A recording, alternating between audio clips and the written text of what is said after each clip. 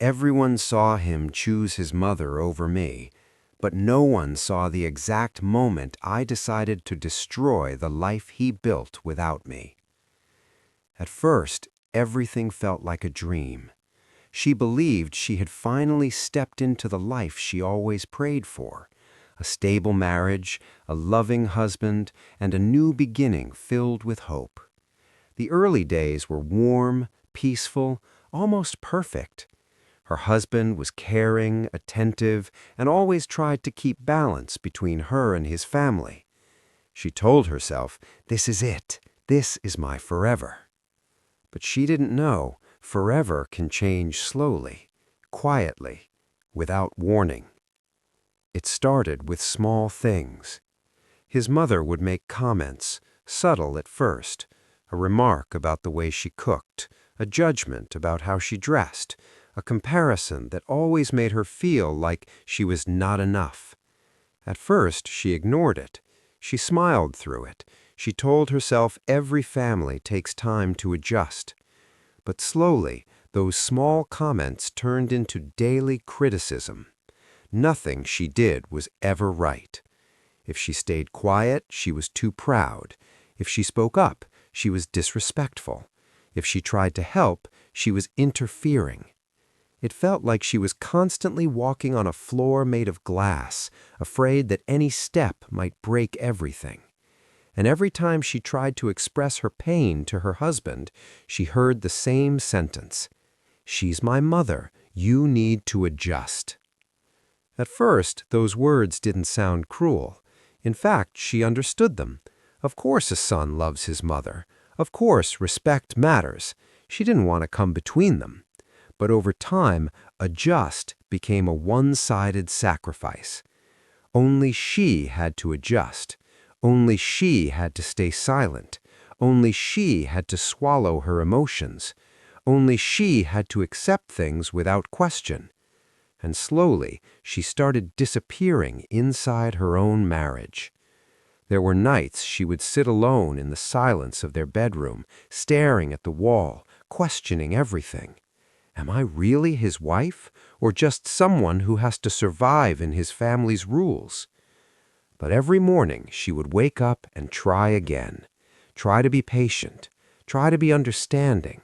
Try to believe things would eventually change. Because that's what she was taught, that love means patience, that marriage means compromise, that time heals everything. But time wasn't healing anything. It was breaking her. Her confidence started fading. The woman who once spoke freely, laughed openly, and carried herself with strength was slowly becoming quiet, careful, hesitant. Even her smile started feeling heavy. She stopped sharing her feelings because every conversation ended the same way. She was overthinking. She was too sensitive.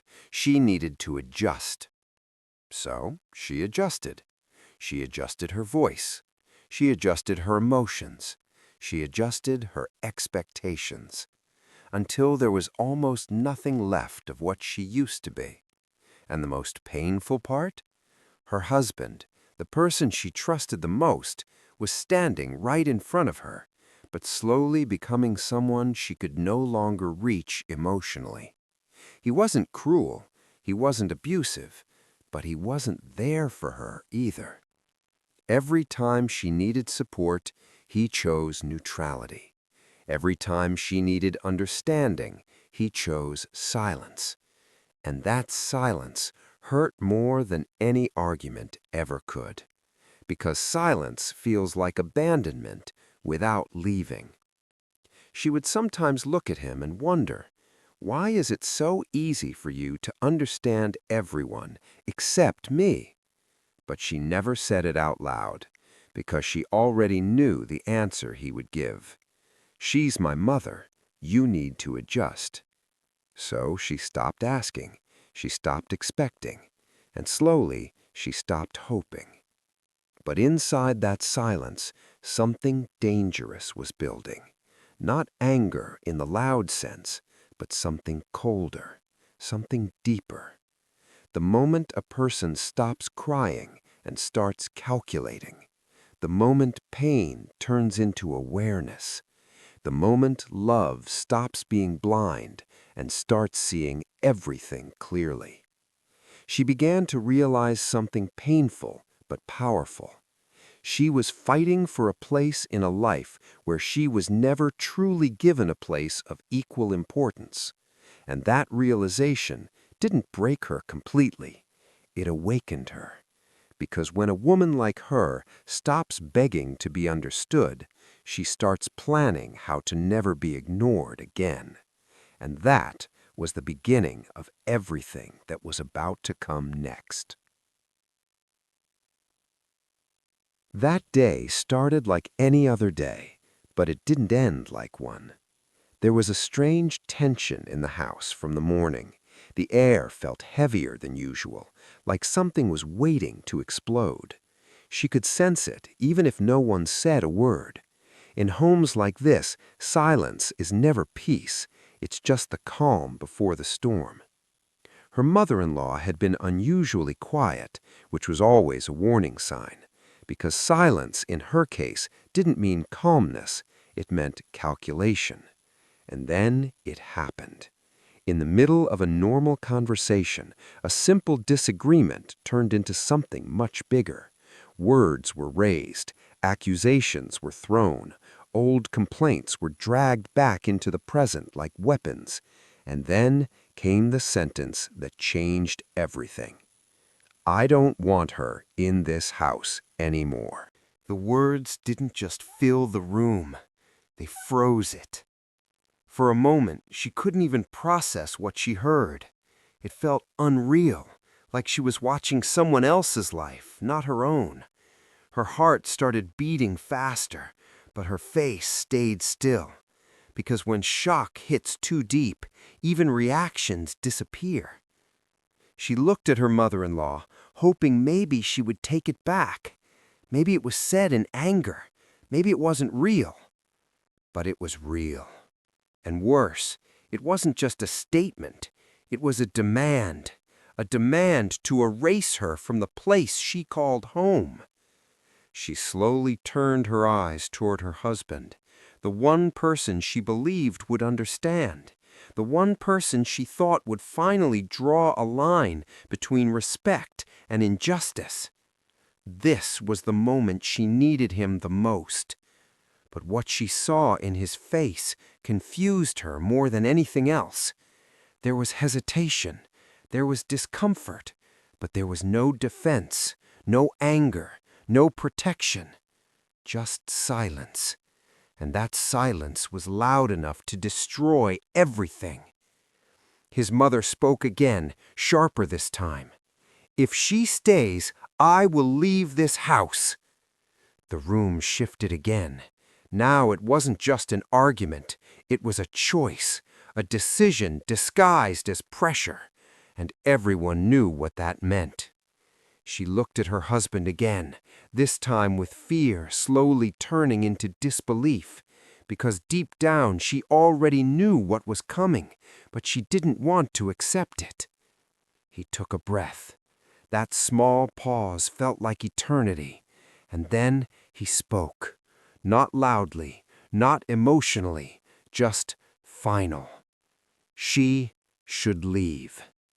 For a second, her brain stopped working. Those words didn't feel real.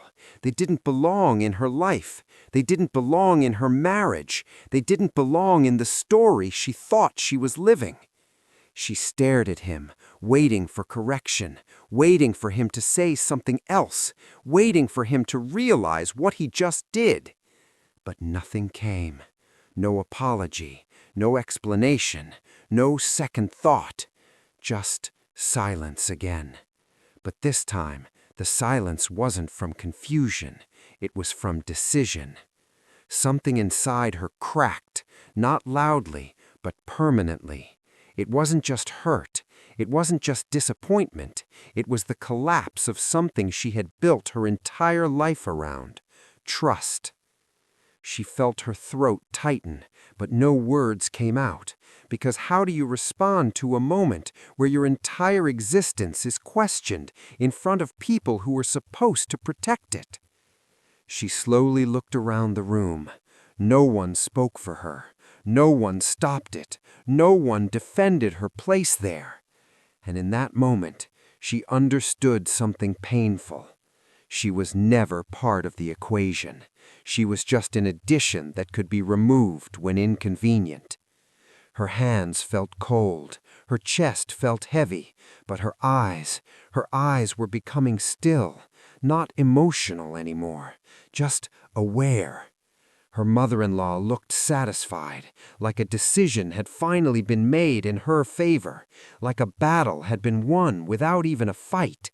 And her husband, the man she once trusted with her entire life, was standing there like a stranger who had simply chosen the easier path.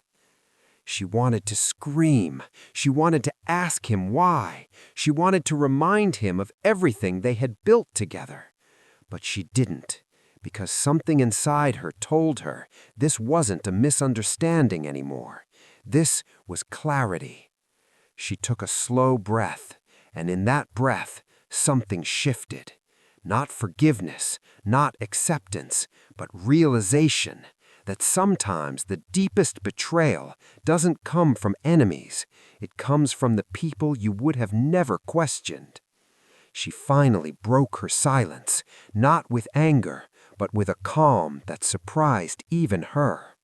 And as she stood there, looking at the life she thought she belonged to, she understood the truth that changed everything.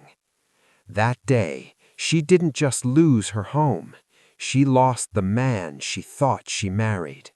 And in that loss, something else was born. Something stronger, something final, something that would not stay silent again. After that day, nothing was the same. She didn't cry loudly. She didn't create a scene. She didn't beg anyone to stop what was happening, because something inside her had already gone too quiet for tears. She simply stood there, watching her life continue without her in it. That night, when she left the house, it didn't feel like walking out of a building. It felt like walking out of a version of herself she could no longer survive in. The road outside was cold. The air didn't feel familiar. Every step she took forward felt like she was leaving pieces of her identity behind. The wife she was supposed to be, the woman she tried so hard to become, the version of her that kept forgiving too much and expecting too little. And for the first time, there was no one behind her telling her to come back. No apology, no call, no explanation, just silence. But this silence was different from before, because now it wasn't something being done to her. It was something she finally owned. The first few days after leaving were the hardest, not because she missed the house, but because she missed the illusion of belonging. Her mind kept replaying everything, every insult, every ignored feeling. Every moment she silenced herself just to keep peace in a place that never truly gave her peace in return. At night, she would sit alone, staring at nothing, questioning herself in ways no one else ever did. Was it my fault? Did I expect too much? Should I have stayed quiet a little longer? But deep down, she already knew the answer. No, she didn't do anything wrong. She simply loved in a place where love was not equally returned. And that realization hurt more than the betrayal itself. Because betrayal ends a relationship, but clarity ends denial. And denial is what she had been living in for years. Days turned into weeks, and slowly something strange started happening. The pain didn't disappear, but it started changing shape. It stopped being something that crushed her and started becoming something that pushed her. At first, it was small things. She started sleeping a little less, thinking a little more, observing everything around her differently. She began noticing how many times she had ignored her own needs just to avoid conflict, how many times she had stayed quiet just to be understanding, how many times she had chosen patience over self-respect. And for the first time, she asked herself a dangerous question. What if I stop surviving and start rebuilding? That question didn't bring comfort, it brought fear, because rebuilding means accepting that what you had is truly gone. But it also brings something else, power. She started looking for work. At first, no one gave her attention. Rejections came easily. Doors didn't open immediately. But this time, she didn't stop, because she had already survived something worse than rejection. She had survived being replaced in her own life. And once a person survives that, failure doesn't feel as scary anymore. She took a small job first. Nothing glamorous, nothing big, but it was hers. Her first step into independence. Her first breath outside emotional dependency. Every morning she woke up early, not because someone demanded it, but because she chose it. Every task she completed didn't belong to someone else's approval anymore. It belonged to her growth.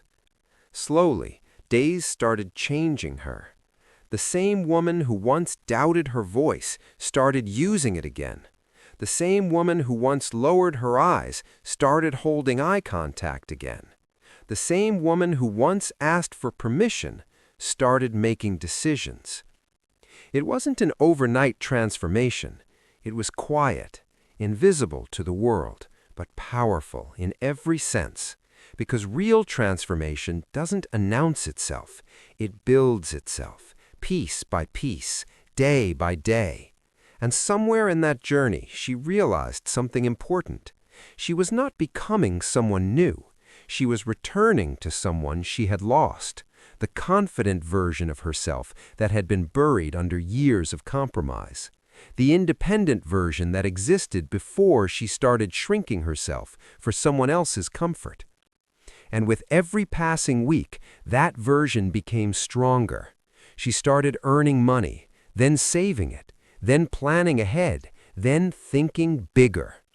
What started as survival slowly turned into ambition. She wasn't just trying to escape her past anymore. She was building a future that didn't require permission from anyone. And that's when the biggest shift happened. She stopped looking back, not out of anger, but out of clarity. Because the more she grew, the more she understood that what broke her was never meant to define her. It was meant to redirect her. One evening, as she stood by herself after a long day, she finally felt something she hadn't felt in a long time. Peace. Not the kind that comes from being with someone, but the kind that comes from no longer needing anyone to feel complete. And in that moment, she finally understood the truth of her journey.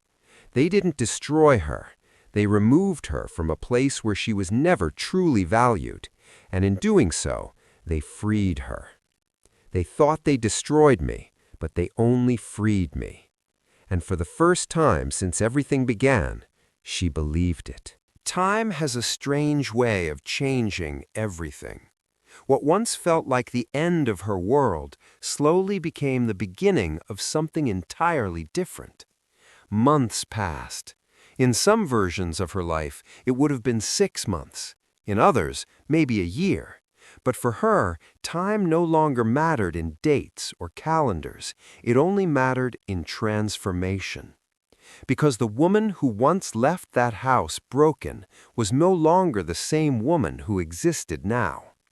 Meanwhile, inside that same house she once called home, things were falling apart. At first, it wasn't obvious. Small financial pressures started building up.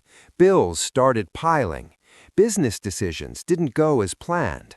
The same structure that once looked stable slowly started showing cracks. An emotional distance made everything worse. Arguments became frequent. Silence became heavier.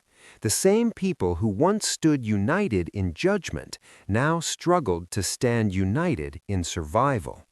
And somewhere in the middle of all this, the truth surfaced. She was gone. Not physically, but in every other sense, the stability she once unknowingly held in that house was no longer there. At first, they didn't think much of it. They believed she would struggle without them. They assumed she would eventually come back, because in their mind, she was the one who lost something. But reality has a cruel way of reversing assumptions. Life outside that house was not ending for her. It was expanding. She didn't just survive, she adapted. She didn't just adapt, she rebuilt herself. Slowly, quietly, without noise or attention, she began creating a life that no longer depended on anyone's approval. A job became stability. Stability became independence. Independence became confidence, and confidence became identity. The same woman who once asked for space was now building her own space in the world. The same woman who once begged to be heard was now being listened to. She wasn't chasing validation anymore. She was creating value. And then something unexpected happened. Life has a way of revealing truths at the exact moment people least expect them. One day, news reached them, not directly at first, through whispers, through mutual contacts, through fragmented information that slowly formed a reality they were not prepared for. She was successful now, not just doing okay, not just surviving, but successful in a way that changed the entire narrative. Financially stable, emotionally composed, and more importantly, completely independent. At first, they refused to believe it, because it didn't fit the story they had written in their minds. But denial only lasts until reality becomes too loud to ignore. And soon, it became impossible to deny. The woman they once underestimated was now standing in a position they never imagined she would reach. And that's when the shift happened. Regret. At first, it was subtle, quiet thoughts, small realizations, moments of reflection that were easy to ignore. But regret, when ignored, doesn't disappear.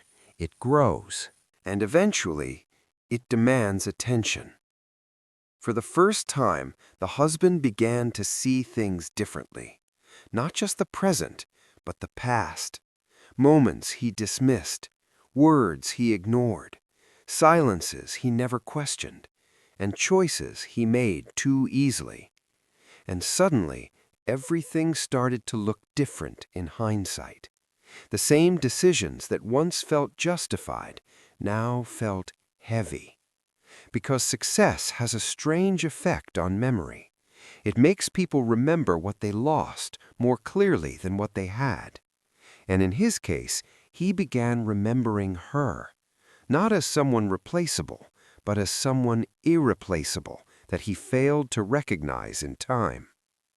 And that's when the thought came, first quietly, then repeatedly. What if I was wrong? And that thought slowly turned into something more dangerous, a desire to fix what had already broken, to reverse what had already ended, to reach back into a past that no longer existed. Because somewhere in his mind, he started believing that maybe, just maybe, it wasn't too late. That maybe she would still listen. That maybe she would still remember. That maybe she would still come back. But what he didn't understand was simple. She was no longer the woman who left, and the life she built after him had no space for the person she had already outgrown. And that realization was the beginning of his regret. Not her return, not her forgiveness, but his understanding that losing her was not temporary. It was final. The moment finally came. After everything, after months of silence, distance, and transformation, they were standing face to face again. But this time, the energy was completely different. No home between them, no family pressure, no interruptions, just two people and everything they once were, buried under time, pain, and choices. He looked at her like he had been waiting for this moment for a long time, and maybe he had, because regret has a way of growing louder when silence lasts too long. His voice came first, low, broken, almost careful.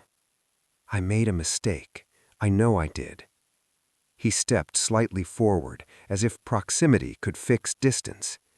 I didn't understand it then, but I do now. I was wrong. I should have stood by you. There was desperation in his tone, not anger, not control, just loss. And for a moment it looked like he expected her to soften, to remember, to return. But she didn't move, not even an inch. She just looked at him, calm, composed, completely different from the woman he once knew. Because that woman would have cried by now. This woman had already healed in silence. He continued, I've lost everything because of my decisions. I need help now. I don't know what to do anymore. And that's when the real moment arrived. The shift, the line between past and present, finally broke. She took a slow breath, not emotional, not shaky, just controlled. And then she spoke.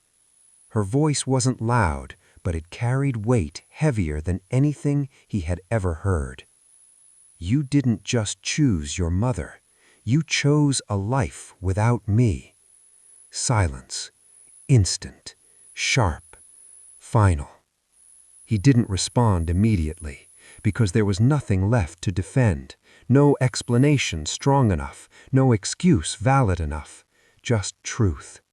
She continued, her tone steady. And I accepted that choice the day you made it. Then the reality of why he was here finally surfaced. He needed help. Financial, emotional, survival. The same woman he once dismissed was now the only person standing in a position to save him. He looked at her again, softer now. Please, I'm asking you. I need your help. And for a second, the old version of her might have hesitated, but that version was gone. She didn't raise her voice. She didn't insult him. She didn't attack him. She simply made her decision. There are two versions of what happens next. Either she chooses complete closure or controlled power. In this moment, she chose control. She looked at him and said calmly, I can help you, but not as your wife, not as someone tied to your past. A pause. If I help, it will be on my terms. Respect, distance, no expectations, no emotional ties. That hit harder than rejection, because it meant access without ownership, presence without control, support without return.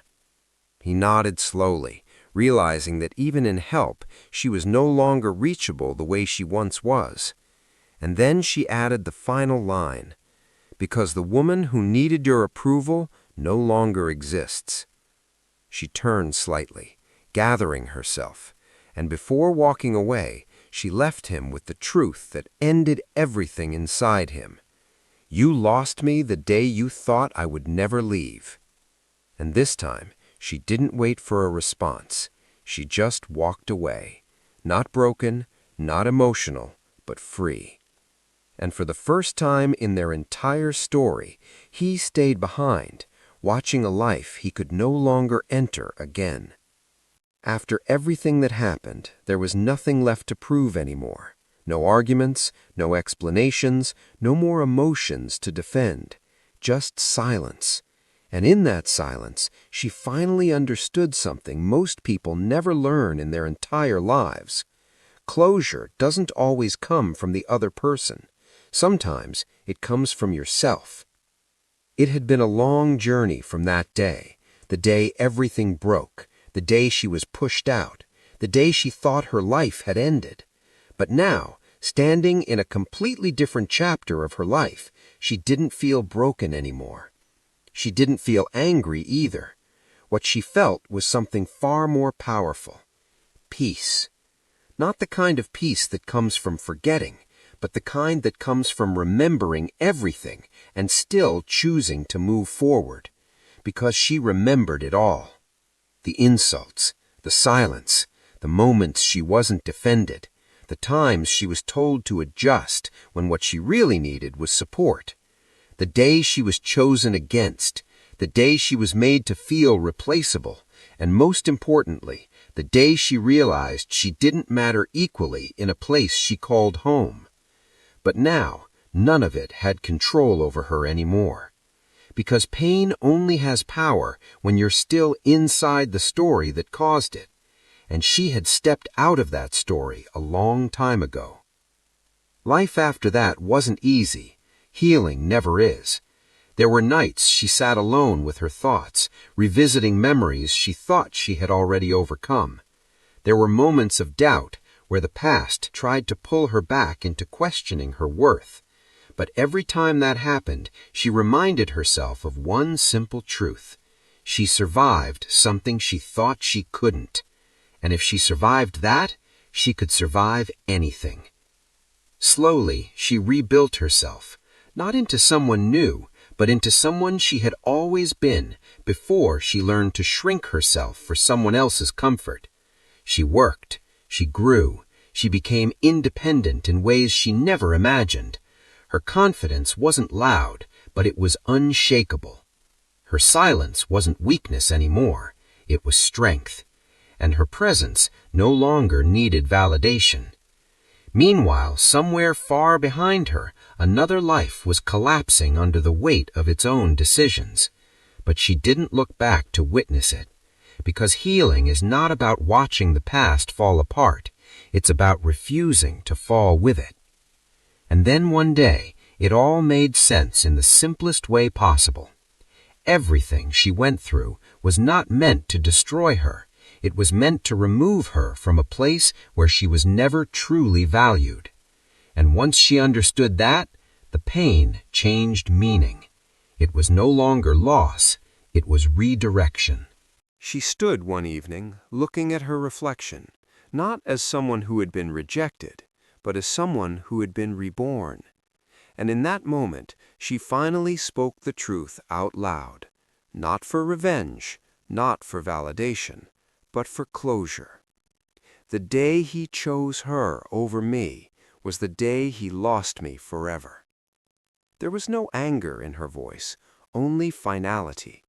Because that statement wasn't about punishment, it was about acceptance. Acceptance that some choices are irreversible.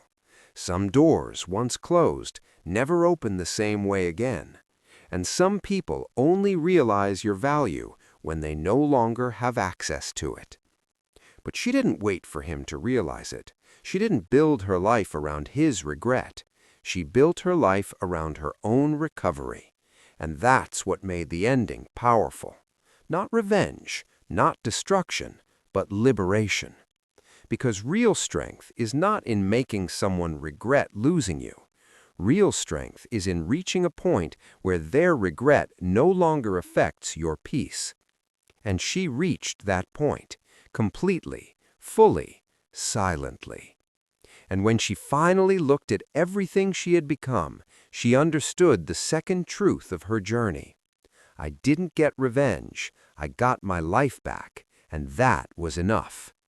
That was the real ending, not a confrontation, not a comeback, not a victory over someone else, but a victory over the version of herself that once believed she couldn't survive without being chosen. She chose herself first, and that changed everything. And somewhere far behind her, the past stopped being a place she feared and became just a memory she no longer needed to revisit, because she was no longer living for what she lost, she was living for what she became. And that was the strongest ending of all.